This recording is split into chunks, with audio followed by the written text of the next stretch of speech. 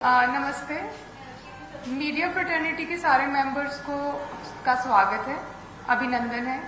मेरा नाम उपनीत कौर है और मेरे पति दिल्ली पुलिस में एसीपी के पद पे सेवाएं निभा रहे हैं। 20 जुलाई की रात देर रात जब वो घर पहुंचे चोटिल हालत में, वो क्षण मेरी और मेरी बेटी 2 साल की बेटी के लिए बहुत ही दर्दनाक, बहुत ही ट्रॉमेटिक था। मेरे साथ अभी दिल्ली पुलिस के परिवार के मेंबर्स हैं, दिल्ली पुलिस कर्मियों के परिवार के मेंबर्स, और हम अपनी आप बीती आप लोगों के सामने रखना चाहते हैं। लेकिन उससे पहले एक वीडियो के जरिए हम उस दिन और उसके आगे चलते हुए कुछ दिनों में दिल्ली पुलिस कर्मियों के साथ क्या कुछ हुआ वो आपके साथ शेयर करेंगे। और वो वीडियो जो हमने बनाई है वो सोशल मीडिया की कुछ वीडियोस से, और जिन लोगों को घायल जो पुलिस कर्मी हैं उन लोगों से बातचीत करने के बाद वो वीडियो हमने बनाई है। प्लीज एक आपके समक्ष में वो वीडियो रखना चाहती हूँ।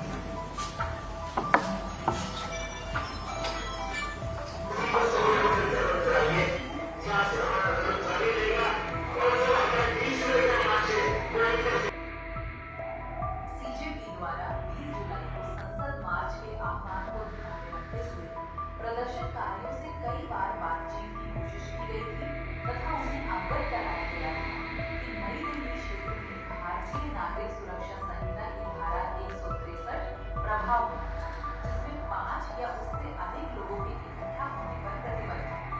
ये सूचना मीडिया और सोशल मीडिया के माध्यम से प्रसारित की गई थी। इसके बावजूद ऑर्गेनाइजर द्वारा लोगों को जंतर मंतर पहुंचने तथा संसद मार्च के लिए सोशल मीडिया के माध्यम से प्रेरित किया। इसको ध्यान में रखते हुए तारीख 20 जुलाई 2026 को दिल्ली पुलिस द्वारा पुलिस स्टाफ की ड्यूटी करके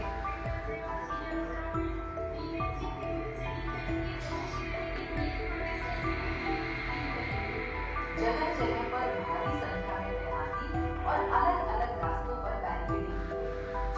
इसमें विभिन्न सीनियर रैंक के ऑफिसर्स एवं महिला स्टाफ की तैनाती की गई। 20 तारीख की सुबह होते ही संसद मार्च के लिए भारी भीड़ जुटनी शुरू हुई। हालांकि प्रदर्शनकारियों के पास संसद मार्च की कोई अनुमति नहीं थी, लेकिन इसके बावजूद भीड़ लगातार बढ़ती चली गई।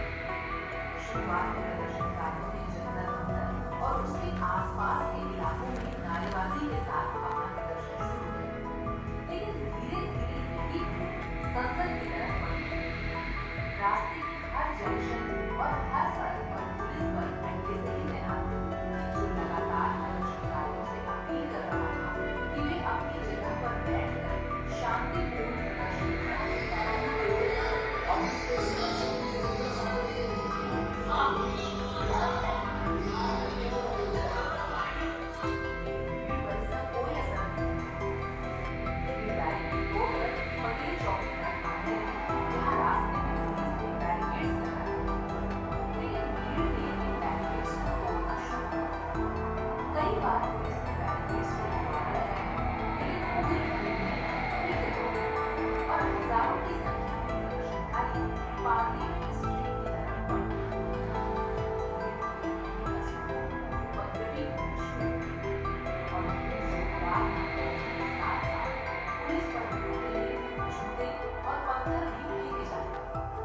पुलिस ने कोशिश की कि हालातों को काबू में रखा जाए और बार-बार प्रदर्शनकारियों से अपील की गई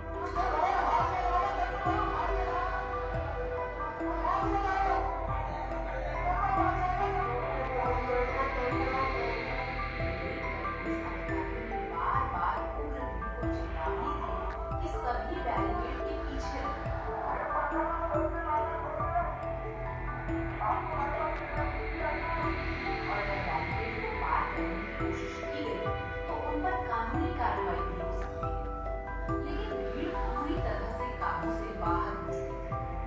ऐसे में पुलिस द्वारा अत्यंत संभव बरतने के बावजूद अनियंत्रित भीड़ को काबू करने के लिए और उन्हें संसद की तरफ बढ़ने से रोकने के लिए नॉन लीथल टीयर गैस का इस्तेमाल करने पर बाध्य किया और वितर करने के लिए लाठी बल का प्रयोग करना पड़ा।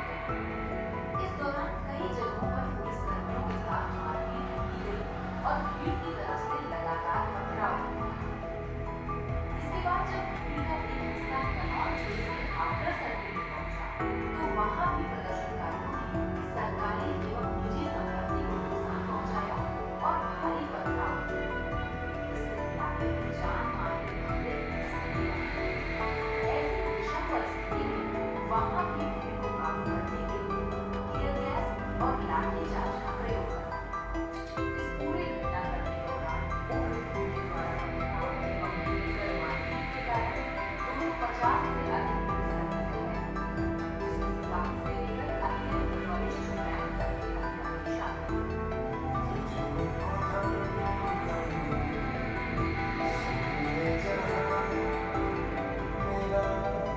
चोटें होने के बावजूद पुलिस कर्मियों ने भीड़ पर काबू करने का प्रयास जारी रखा तथा स्थिति को नियंत्रण में लिया।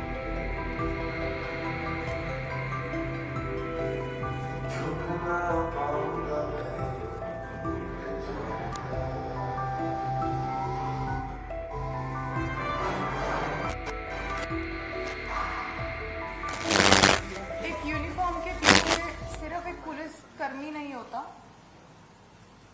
उसके पीछे होती है उसकी माँ, पिता, पत्नी, बच्चे और पूरा परिवार जो देर रात तक वेट करता है कि वो सुकुशल घर लौट आए। अब मैं आपके सामने कुंजल जी को रिक्वेस्ट करती हूँ कि वो प्लीज अपना एक्सपीरियंस शेयर करें। Hello, my name is Kunjal. I am a student of DU. My father is a SI in Delhi Police. मेरे पापा पुलिस में आने से पहले मेरे फादर इंडियन नेवी में मैरीन कमांडो थे। उन्होंने इंडियन नेवी को अपने 15 साल दिए हैं। My father was at main protest site. He was at the front line near the barricades, जहाँ पर बहुत सारा क्राउड था। मेरे पापा जब भी रात में घर आते थे तो वो बोलते थे कि अब ये प्रोटेस्ट स्टूडेंट प्रोटेस्ट नहीं लग रहा है, इसमें बहुत सारे एंटी सोशल एलिमेंट्स जुड़ चुके हैं। उसके अगले दिन ही 25 तारीख को my father was pulled bye a rowdy mob and he was almost lynched near the stage of Jantar Mantar. This happened on 25th and around 2 p.m. he was unconscious at the RML hospital for about 4 hours. रात को 10 बजे के करीब पापा के colleagues उन्हें घर लेके आए और उनकी यूनिफॉर्म पूरी खून से लाल थी। उन्हें ऐसे देख के हमारे लिए बहुत पेनफुल था। हमने जब उनसे पूछा कि पापा ये कैसे हुआ तो उन्होंने बताया कि बेटा कोई बात नहीं, ड्यूटी के टाइम पर छोटी मोटी चोटें लगती रहती हैं, पर मतलब उनके सर पे 4 टाके आए हुए थे जो कि छोटी मोटी चोट नहीं थी। वो रात हमारे लिए बहुत मुश्किल थी।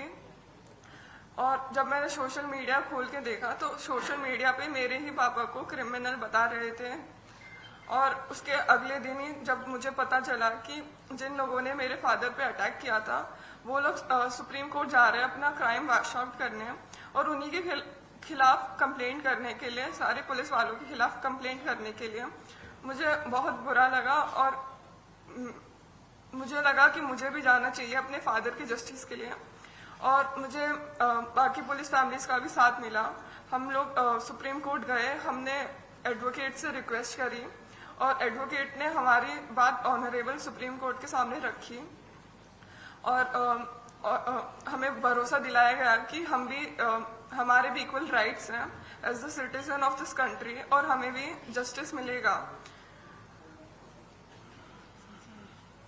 सीमा जी, आप कुछ बताना चाहेंगे?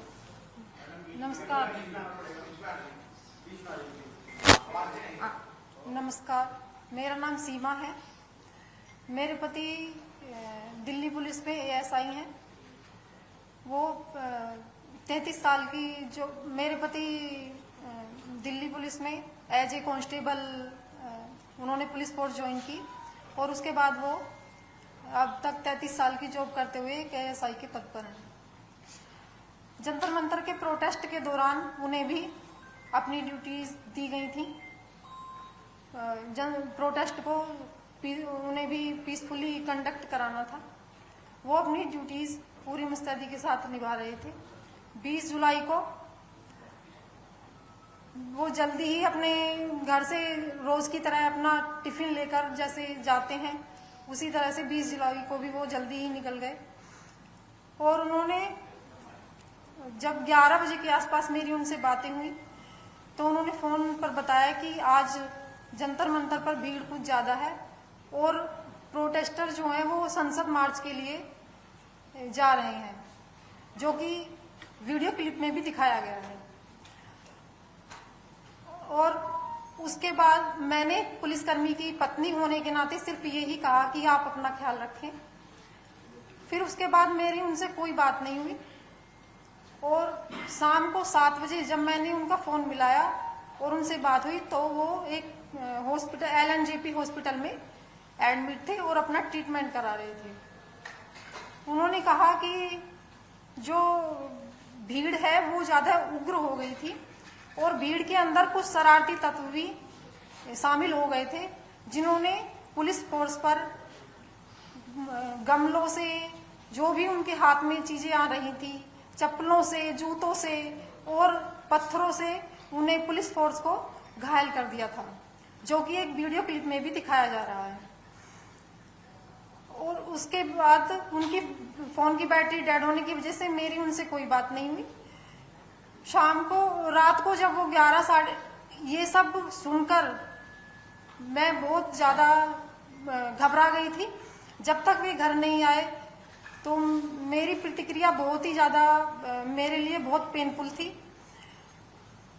उसके बाद जब वो 11 बजे घर आए तो उन्होंने बताया कि छात्रों की प्रोटेस्ट में छात्रों के साथ साथ कुछ शरारती तत्व और असामाजिक तत्व भी थे।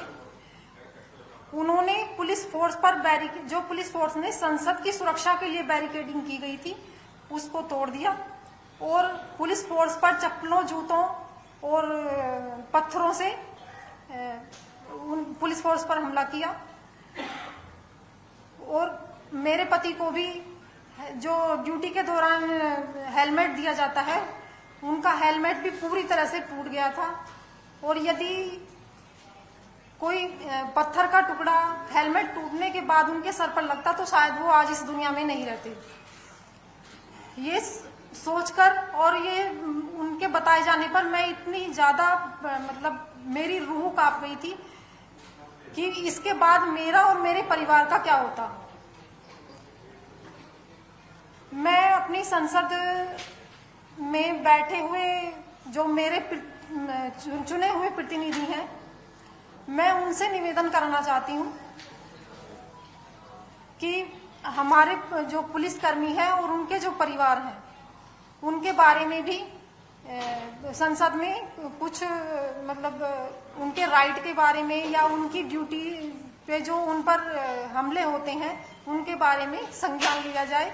मेरे प्रतिनिधि इस चीज के लिए जो संसद में चुने हुए हैं वो संज्ञान लें और उनके मुद्दे भी उठाया जाए, क्योंकि 20 तारीख के बाद से आज तक यही नैरेटिव चलाया जा रहा है कि जो छात्र थे, जो छात्रों का प्रोटेस्ट था, उसको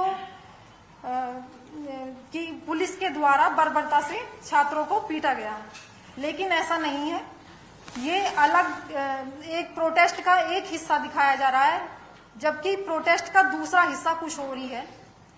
और मैं अपने प्रतिनिधियों से यही कहना चाहती, यही निवेदन करना चाहती हूँ कि वो अपने जो संसद की सुरक्षा में पुलिसकर्मी लगे रहते हैं और उस संसद की जो एक हमारे देश का सम्मान है, मेरे देश का सम्मान है, उसकी सुरक्षा में जो पुलिसकर्मी हर समय और देश की आंतरिक सुरक्षा में जो पुलिसकर्मी हर समय लगे रहते हैं, उनके बारे में भी संसद में कुछ मुद्दे उठाए जाएं।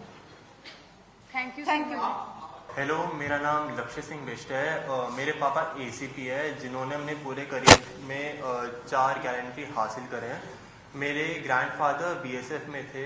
उन्होंने 1971 की जंग में लड़ाई करी थी। मेरे पापा भी जंतर मंतर के फ्रंट लाइन्स पे उनकी ड्यूटी लगी थी प्रोटेस्ट में। And on 25 May at 2 PM मुझे पता चला कि मेरे फादर को उनके हेड पे इंजरी आ रखी है उनके फ्रेंड के थ्रू। जब मैंने फोटो देखी तो उनके हेड को शेव कर रखा था और उनके हेड पे लाइक स्टिचेस लग रहे थे 4। उसको देख के I was like really frustrated and मैं बहुत ज़्यादा डरा हुआ था। जब मेरे पापा घर आए तो उन्होंने मुझे बताया कि जो स्टूडेंट्स की जो प्रोटेस्ट उसमें बस स्टूडेंट्स नहीं है, उसमें राउडीज, उसमें एग्रेसर्स हैं जो लाइक इस अपॉर्चुनिटी का यूज़ कर रहे हैं just to create chaos. And on 25 में अनप्रोवोक्ड उन्होंने मेरे पापा उनकी टीम के ऊपर पेल्टिंग स्टार्ट कर दी। उस टाइम मेरे पापा बिल्कुल भी प्रिपेयर नहीं थे। वो अपने सबऑर्डिनेट्स को ब्रीफ कर रहे थे।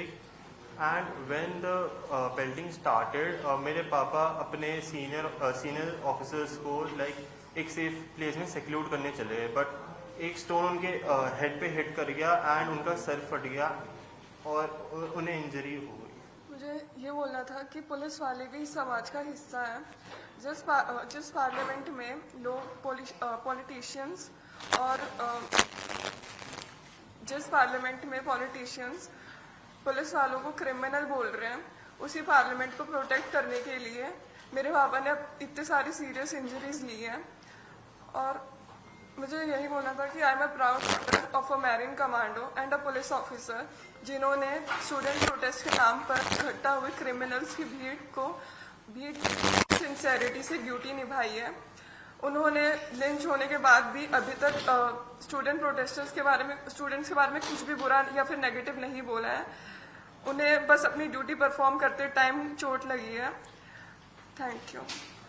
मैं जब भी ऑनलाइन जाता हूँ एंड जब भी मेरे फ्रेंड्स मुझे रील्स भेजते हैं एंड ट्विटर पे लिंक्स भेजते हैं कि उसमें पुलिस के खिलाफ बहुत ज़्यादा लाइक डेरिगेटेड टर्म से बात कही जाती है, लाइक उनके एकदम खिलाफ होते हैं।